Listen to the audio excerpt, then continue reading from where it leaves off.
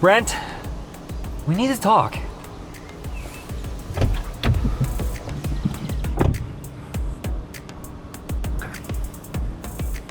There are some misconceptions out there, and we really need to set the record straight.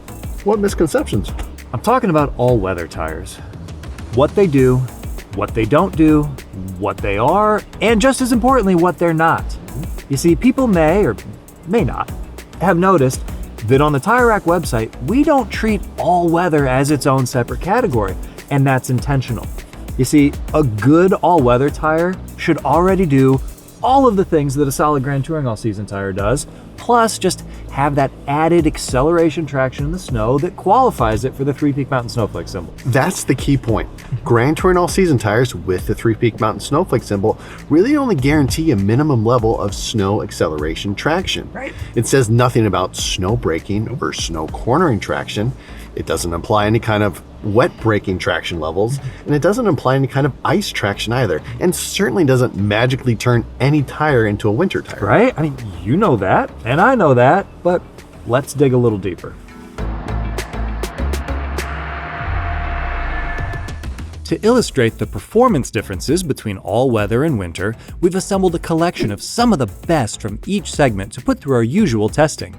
And we've also added 2 non-Three Peak Mountain Snowflake branded all-season tires for reference. Studless Ice and Snow winter tires are the best of the best for traction in inclement weather, and we chose the top 3 tires in the category for this test: the Bridgestone Blizzak WS90, Continental Viking Contact 8, and the Michelin X-Ice Snow.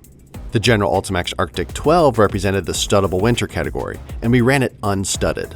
The last winter tire is the Vredestein Windtrack Pro Plus, which is a performance winter tire, a category that generally gives up some ultimate wintertime traction in exchange for better wet grip and clear road handling.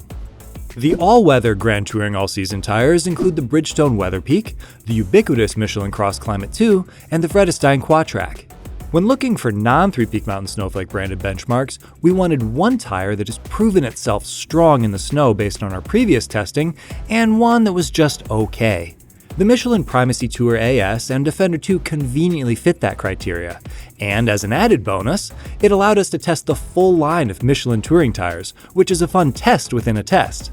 It's important to mention that we intentionally did not choose the weakest all-season tires just to fit our narrative, so keep in mind that wintertime traction from tires in the category gets much, much worse than what we're showing here. Now, that being said, this test begins in the wet.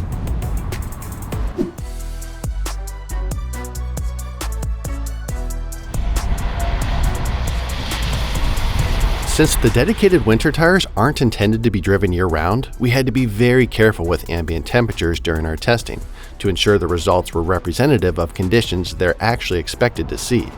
Fortunately, we found a day that was very consistent, and all of our wet testing was performed between 30 and 32 degrees.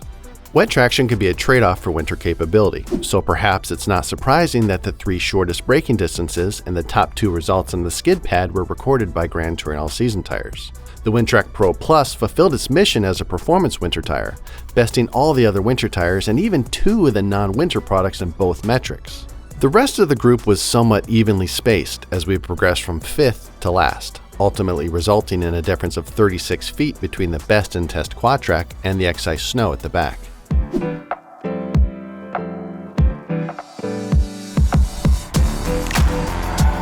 We once again chose a cold, early season day to test dry traction, and ambient temperatures range from the mid-20s to the low 40s as the day progressed. A familiar group occupied the top spots for dry braking and lateral traction, though this time the Cross Climate 2 and Primacy Tour AS led the Quatrack in braking. Much like we found in the wet, the dedicated winter tires gave up varying amounts of traction compared to the Grand Touring all-season products, ranging from 9 additional feet to come to a stop for the Blizzak WS90, all the way to 20 feet for the Ultimax Arctic 12 and X-Ice Snow. For drivers that experience winter's worst conditions, how their tires perform on the ice and in the snow can make all the difference between a white-knuckle experience and a relaxing winter drive. Any driver who's experienced a dedicated winter tire knows there's no substitute for the real thing. But with all the all-weather tires on the market now, it can get a bit confusing. Right, and how much better a winter tire is than an all-weather is going to vary from tire to tire, so the only way to find out for sure is through testing. So that's exactly what we did. We tested on the ice at a local hockey rink and in the snow at a dedicated winter testing facility in Michigan's Upper Peninsula. We compared acceleration and braking traction, and we used a pack snow handling course to find out how each tire behaves when it's pushed up to and well beyond the limits. Ice is arguably the most challenging condition any driver will face during the winter, and it's in this worst-case scenario that the winter tires begin to show us why they deserve their reputation as the go-to option for discerning drivers. And perhaps it's fitting that the biggest name in the space, the Blizzak WS90, led the way in both acceleration and braking. The X-Ice Snow was very close behind the Bridgestone, and the Viking Contact 8 edged out the Ultimax Arctic 12 to secure the top 4 spots for the winter tires. The Wintrack Pro Plus found itself in the middle of the group of all-weather tires, which honestly isn't surprising. The performance winter category's enhanced emphasis on wet traction, compared to other winter tires, often comes at the expense of ice traction, meaning a lot of times they behave closer to an all-weather tire on the ice. Even though the Three Peak Mountain snowflake symbol has nothing to do with ice traction, some of the techniques manufacturers use to achieve the enhanced snow traction also have a benefit on the ice. And the two non-branded Grand Touring All-Season tires took the longest to accelerate and required the most distance to come to a stop. Anywhere from 5 to 7 feet longer than the best all-weather tire to as much as 19 feet longer than the best in the test. Keep in mind that due to space constraints, our ice braking is from a very low 12 miles per hour. If we extrapolate the results to even 20 miles per hour, which is still pretty slow, the braking distance for the Blizzak goes from 38 feet to 107 feet, and the Primacy Tour AS would require 160 feet to come to a stop, and the difference only gets larger with more speed.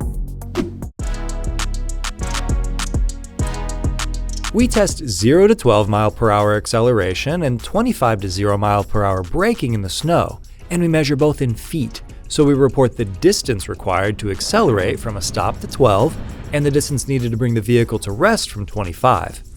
This allows us to add both measurements together to come up with a single number that's representative of each tire's straight-line traction in the snow. When looking at that combined number, the winter tires were tightly grouped in the lead, with only 5.5 feet separating the top 6. Special mention should be made for the Weather Peak, which delivered outsized longitudinal traction for an all-weather tire that found it right in the mix with the winter tires. Moving on from the winter tires and the Weather Peak, the Quad-Track required 15 additional feet to complete our combined testing. Both it and the Cross Climate 2 slightly over-indexed on acceleration traction. Given that the test for Three Peak Mountain Snowflake branding is an acceleration test, this shouldn't come as much of a surprise. At the bottom of the list, the Primacy Tour AS and the Defender 2 required 35 to 40 feet longer to accelerate and brake, though admittedly there wasn't as much separation between the two as we expected based on previous testing. At this point, sharp-eyed viewers might be saying, "Brent, TJ, what's the message here? The winter tires are better in the snow and on the ice, and the non-winter tires are equally better in the wet and dry. Isn't this just trading one attribute for another?" And while it might look like that on the surface, it's important to remember that our dry and wet braking are from 50 miles an hour, and snow is from 25. If we focus specifically on braking and extrapolate our snow results to 50 miles an hour, the differences are significant, with over 60 feet separating the top winter tires from the Cross Climate 2, and 100 feet or more between the winter tires and the non-Three Peak Mountain Snowflake branded all-season options. Straight line traction is arguably what drivers feel most often, and how many evaluate their tires in snowy weather. But driving doesn't just happen in straight lines, and how a tire turns and behaves at the limit can be a bigger contributing factor to both safety and overall satisfaction in the real world. Admittedly, lap times and our subjective ratings are the hardest to convey through a video, but trust us when we say the differences here are enormous. Even when compared to the Weather Peak that was so strong in a straight line, the dedicated winter tires are a world apart in the way that they simply go about the business of driving. The Blizzak WS90, Viking Contact 8, and X-Ice Snow in particular are so good at making it feel like a non-event when we're pushing the car to its absolute limits on a packed snow and ice surface.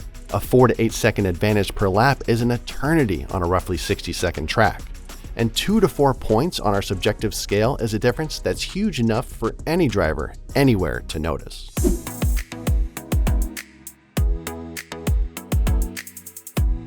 When we look at all the results, they paint a pretty clear picture. The dedicated winter tires, especially the studless ice and snow, which are the real winter weather specialists, are the far and away leaders on the ice, in acceleration and braking in the snow, and in terms of actual drivable traction in the snow. Of course, they're a step behind the rest when it comes to dry and wet traction. As we move to the studdable and performance winter tires, they're still strong in the winter, but their broader focus comes with some compromise here and there.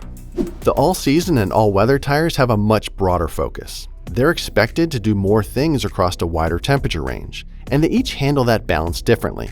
Some place more emphasis on snow traction, like the Weather Peak that competes with the best in the test for acceleration and braking in the snow, but gives up a lot on ice, lateral snow traction, and dry and wet braking. Others, like the Defender 2, focus heavily on wear and are towards the back of the pack in all of our traction testing, and the rest are somewhere in between. So the key takeaway is, if you drive on ice or snow or other severe winter conditions, there's absolutely no substitute for a dedicated winter tire. Even the best all-weather products don't even come close. But those best all-weather tires are actually very good at most things. So even if you don't experience harsh winter conditions, they can be a viable option for you regardless of how far north or south you live. And of course, the best way to find the right tire for you, based on what, where, and how you drive, is real controlled testing. And we hope you found this video helpful for that. If you have any questions or other feedback, leave them in the comments below. We try to read and respond to as many of those as we possibly can. And of course, be sure to like and subscribe. And as always, thanks for watching.